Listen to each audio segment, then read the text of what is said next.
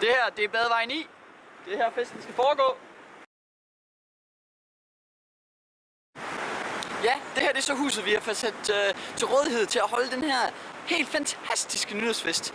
Det her hus lige bag mig, det er så 100% vores til at gøre med lige præcis hvad vi vil nytårsaften. Her ses udsigten fra Badevej 9.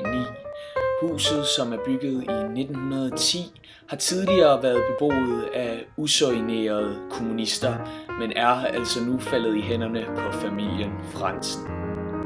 Husets mange vinduer giver det lyse og omfavnende rum, som sammen med de rustikke og luksuriøse trægulve skaber en skimmelsvampsbefængt atmosfære, som gør huset utroligt unikt.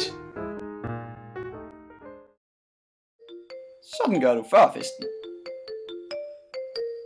Samle alle dine venner.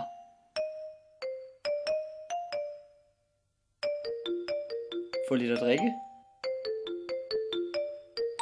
Måske meget. Og når klokken er lige omkring 9, så er I forhåbentlig på vej ud af døren.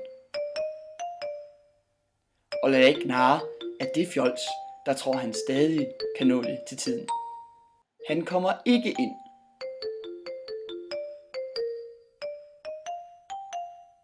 Sådan ankommer du til festen.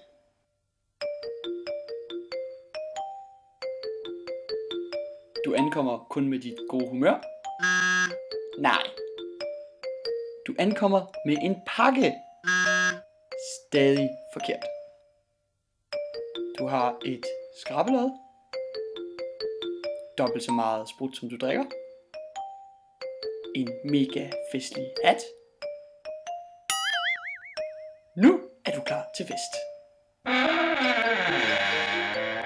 Velkommen indenfor.